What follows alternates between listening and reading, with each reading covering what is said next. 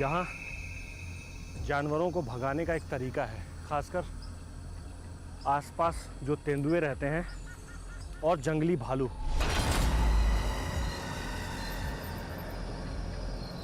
पहले ही हमें आगाह किया गया कि जब आप जंगल के उस हिस्से से जाएंगे तो तेज़ सीटी बजाते हुए आपको जाना होगा।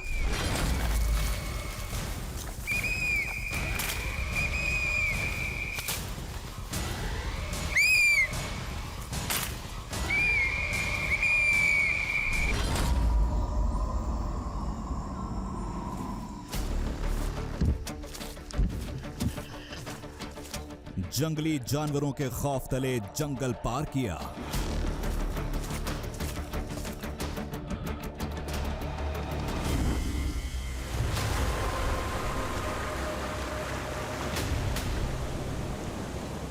नदी की उफनती लहरों पर सवार हुए।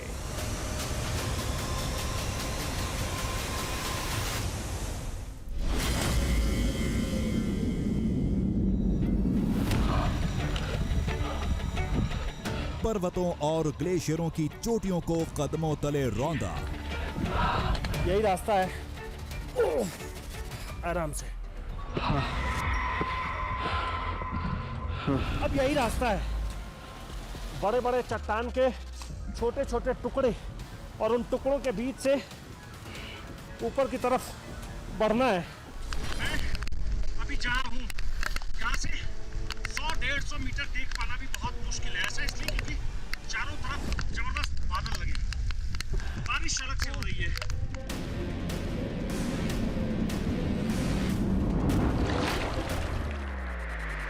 तब कहीं जाकर हासिल हुई 17,000 फीट की बुलंदी पर हिमालय के सबसे ऊंचे कुंड की पहली झलक।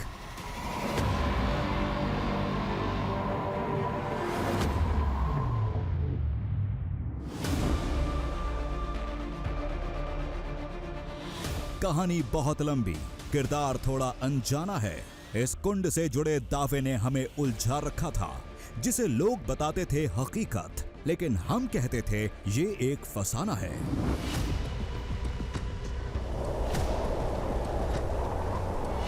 कौवे अगर अपना देह त्यागते हैं तो काकभुसुंडी लेक पे ही जाते हैं।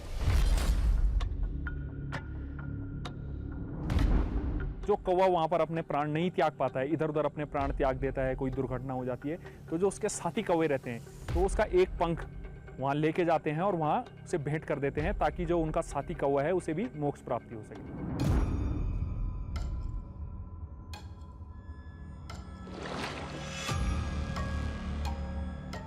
शरीर का त्याग करने कौवे यहाँ क्यों आते हैं?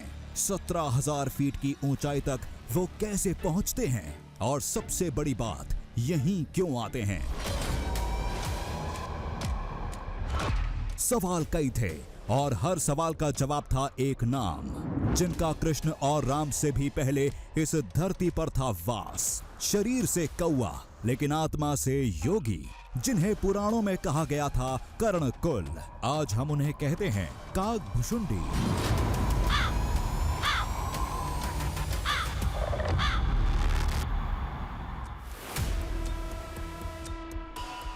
कहते हैं इसी कुंड किनारे रामायण लिखे जाने से पहले राम धुन गूंजी थी। काकभुसुंडी ने पक्षीराज गरुड़ को राम कथा सुनाई थी, जो आज भी इन वादियों में प्रकट होते हैं। और आज भी कौवे अपने इष्ट देव के हाथों मुक्ति पाने कुंड में जान देने जाते हैं। वाल्मीकि रामायण रचे जाने से पहले ही वहाँ पे काकभुसुंडी ने कौवे के रूप में वहाँ पे राम कथा सुनाई थी। काकभुसुंडी सनातन धर्म के सबसे पुराने किरदार है, जो आज भी जिंदा है। अगर काकभुसुंडी के साक्षात दर्शन करने हैं तो आपको झील से आगे जाना पड़ेगा। तो आज निकलते हैं भारतवर्ष के सबसे दुर्गम ट्रैकिंग पर। जानलेवा रास्तों से करते हैं दो हाथ।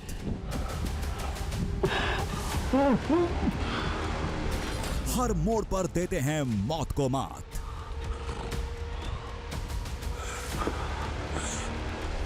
और टीवी इतिहास में पहली बार खोज कर लाते हैं सनातन धर्म के सबसे पुराने किरदार काकभुसुंडी का दृश्यम। ग्लेशियर है। दिन दूरबीन देना। है तो ये दूर, लेकिन कौवे दिख रहे हैं।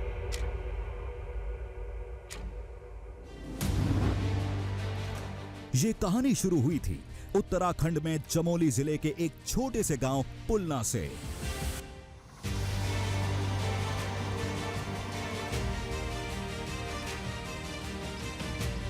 सफर 35 किलोमीटर लंबा था। मंजिल 17,000 फीट से भी ज्यादा ऊंचाई पर थी। एक बड़े मकसद के साथ हम देश की सबसे दुर्गम चढ़ाई की ओर बढ़ते जा रहे थे। मकसद बड़ा था, सफर भी लंबा था, तो मुश्किलें भी जोरदार थीं। मंजिल थी हिमालय की सबसे ऊंची झील कागभुशुंडी, जहां हमें सनातन धर्म के सबसे पुराने पात्र कागभुशुंडी की कहानियां खोजनी थीं। इसके लिए हमें सबसे ऊंची झील से भी ऊपर जाना था। इस चढ़ाई का नाम सुन पेशेवर पर्वतारोहियों के भी पैर कांप जाते हैं। उस झील में ऐसा क्या है? लोग वहां जाने से क्यों कतराते हैं? हम क्यों जा रहे थे? हमें किस निशानी की तलाश थी? ये सब जानने के लिए पहले कागभुशुंडी किरदार को समझना होगा।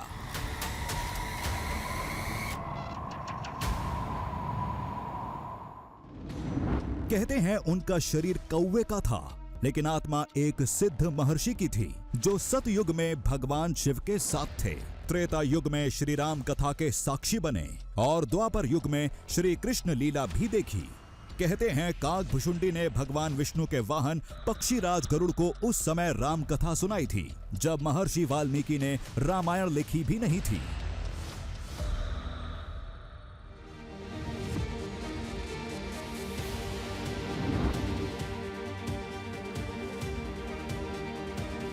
कहते हैं वो राम कथा एक कुंड पर सुनाई गई थी। वो कुंड ही हमारी मंजिल थी, जिसका रास्ता इसी गांव से निकलता था। सफर शुरू होने से पहले हम चमोली के इसी पुलना गांव में थे, जहां का बच्चा बच्चा उस पौराणिक किरदार को जीता है, कहानियों को रटता है। वही कहानी जो गांव के बड़े बुजुर्ग सुबह शाम सुनाते रहते हैं। वहाँ पे सबसे पहले राम कथा जो कागभुशुंडी जी द्वारा कही गई थी, सुनाई गई थी, और हमारे बुजुर्ग भी मानते हैं कि वहाँ पे आज भी राम नाम की गूंज सुनाई देती है, लोग उसको एहसास करते हैं। वाल्मीकि रामायण रचे जाने से पहले ही वहाँ पे कागभुशुंडी ने कौवे के रूप में वहाँ पे राम कथा सुनाई थी, इसीलिए वहाँ पे अभी भी राम नाम के आवाज़ गूंज पड़ती है। हिमालय की उस सबसे ऊंची झील पर सबसे पहले राम का नाम गूंजा था। उस समय तो वाल्मीकि रामायण भी वजूद में नहीं था। लोगों के मुताबिक वो धरती, वहां की हवा, वहां का पानी सब कुछ अलौकिक है। कहते हैं वहां कई ऐसी अविश्वसनीय घटनाएं होती हैं, जिन्हें बाहरी दुनिया के लोग चमत्कार का नाम देते हैं। फिर वहाँ बहुत बड़ा तालाब है और पर्वत है, वो बहुत बड़े पर्वत, वो उस पानी में छायल आती है उनकी, कौवे की और गरुड़ के जैसे, उस पानी में दिखाई देता वो, साफ पानी में। पर्वत पे तो नहीं दिखाई देगा, और उस पानी में दिखाई देता है। बहुत बड़ा तालाब है, चारों तरफ से बर्फ से ढका हुआ है।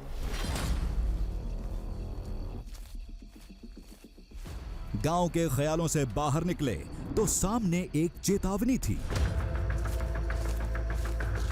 नंदा देवी बायोस्फीयर रिजर्व का ये सबसे डेंजर जोन था। अक्सर भालू, तेंदुए और लकड़बग्घे जैसे जानवर इधर आ जाते हैं। यहां से निकलने का एक ही रास्ता था।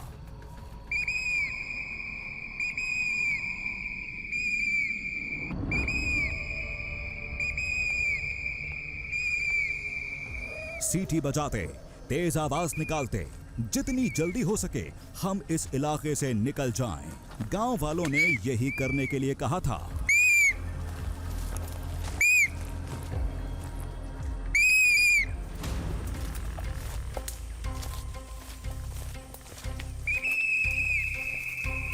यहाँ जानवरों को भगाने का एक तरीका है, खासकर आसपास जो तेंदुए रहते हैं और जंगली भालू, इस पूरे इलाके में जंगली भालू का बड़ा खतरा है, लोगों को बहुत डर है। तो इसीलिए पहले ही हमें आगाह किया गया कि जब आप जंगल के उस हिस्से से जाएंगे तो तेज़ सीटी बजाते हुए आपको जाना होगा।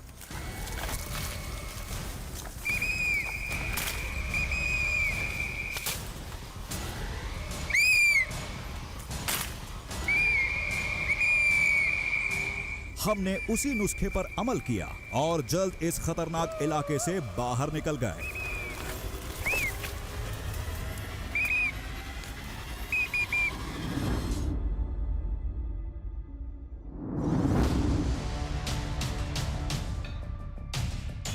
कहते हैं कौवों का उस कुंड से गहरा नाता है और इसकी वजह है कागभुशुंडी, जो कौवों के इष्ट माने जाते हैं।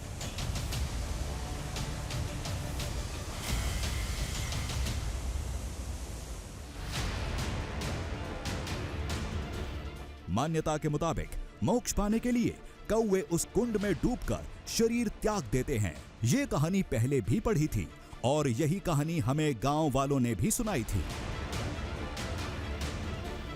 कागभुसुंडी, जिसका पौराणिक नाम है कणकूल, इसे कहा जाता है कौवों के लिए स्वर्ग। तो इसे कौवों का धरती पे स्वर्ग माना जाता है। माना जाता है कि जो कौवे होते हैं वो अपना देह त्याग करने के लिए वहाँ पर जाते हैं।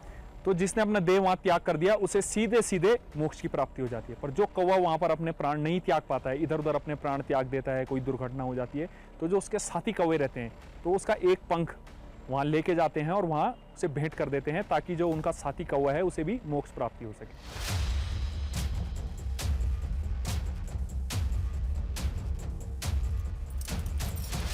वो कुंड करीब 17,000 फीट की ऊंचाई पर है। साल भर बर्फ गिरती है, बारिश हो जाए तो ठंड से शरीर के अंग गलने लगते हैं।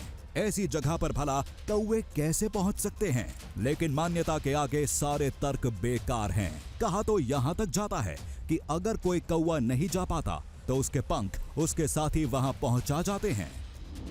वहां से कागभुसुंडी से कई मीलों दूर कोई दुर्घटना या किसी कारण से मृत्यु हो जाती है और कागभुसुंडी तक नहीं पहुंच पाता है। तो जो उसके साथी कौवे रहते हैं, साथ के जो कौवे रहते हैं, वो उसका एक पंख नोच के अपने साथ लेके जाते हैं और वहां पर उसे चढ़ा देते हैं।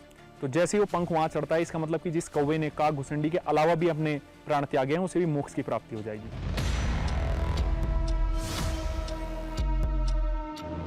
फिलहाल तो हमारा पहला लक्ष्य उस कुंड तक पहुंचना था। फिर देखते हैं ये सारे दावे सच्चे हैं या ये सब कोई मनगढ़ंत कहानी थी। लेकिन एक सवाल तो वाजिब था, कौवे उसी कुंड में जान देने क्यों जाते हैं, कहीं और क्यों नहीं? तो इसका जवाब था कागभुसुंडी का जीवन चक्र।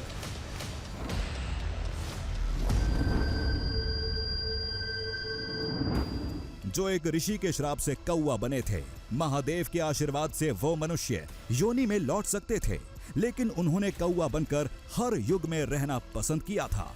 वो अमर नहीं थे, लेकिन उन्हें इच्छा मृत्यु का वरदान था। कहते हैं कलि युग शुरू होने से पहले कागभुसुंडी ने उसी कुंड में अपना देह त्यागा था। इसी वजह से आज भी कौवे वहां मोक्ष पाने के लिए जाते हैं।